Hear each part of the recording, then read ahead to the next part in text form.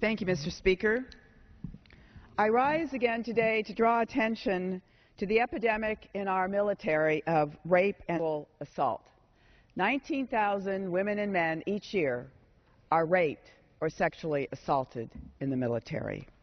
Shockingly, almost one-third of female veterans of all generations say they have been sexually assaulted or raped while in the military. And more than 70% say they experience sexual harassment while serving. In 2008, the Department of Veterans Affairs reported a total of 48,106 female veterans and 43,693 male veterans screened positively for military sexual trauma. The prosecution rate of sexual assault is alarmingly low. Only 8% of sexual assailants were referred to courts-martials or military court, compared with 40% of similar offenders in the civilian system. This travesty is not being addressed, and I will continue to speak out on this floor until it does. Survivors can email me at stopmilitaryrape@mail.house.gov if they would like to speak out.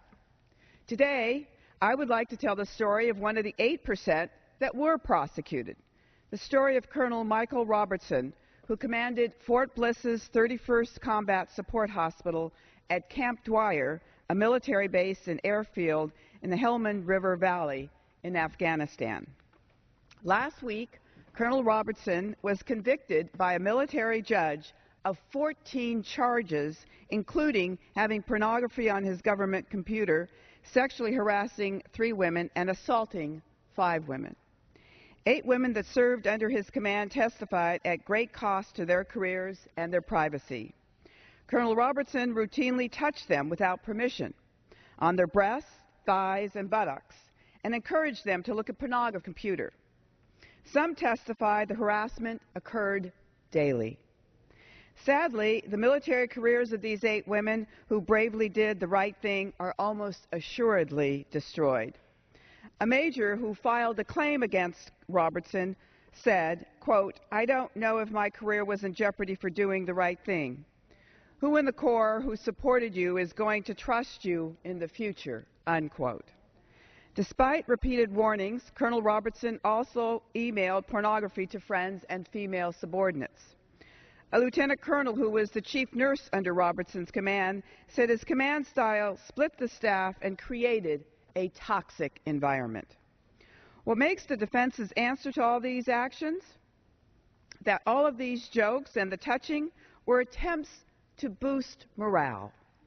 How much more outrageous must the excuse become before we do something about it? So what is the punishment for someone in the military convicted of 14 counts of assaulting and harassing his subordinates who was assigned to protect? Is he sent to prison for being a predator? Is he stripped of his standing in the military? Oh, no. Colonel Robertson was ordered to pay a $30,000 fine over 3 months and spent 3 months in prison. Colonel Robertson will retire from the Army when he finishes his sentence. His conviction won't affect his Army retirement or his federal health insurance, and he will not be required to register as a sex offender. It doesn't take a military expert or a psychologist to figure out that sexual assault and harassment hurts not only the individual victim, but undermines unit cohesion, morale, and overall effectiveness. The absolute failure to address this behavior is hurting our military. Colonel Robertson, the majority of assailants are older and of higher rank than their victims. They abuse not only their authority, but also the trust of those they are responsible for protecting.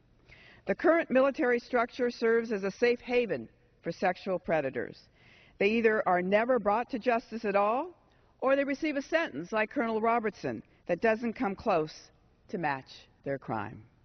That's why this week I'll be introducing a bill that would fundamentally change how sexual assaults are handled in the military. My bill will take the prosecution, the reporting, the oversight, the investigation, and the victim care of sexual assaults out of the hands of the normal chain of command and place the jurisdiction in the hands of an impartial office staffed by experts both military and civilian. I've become painfully aware that if DoD continues to address this issue at its current pace, the epidemic of military assault will never end.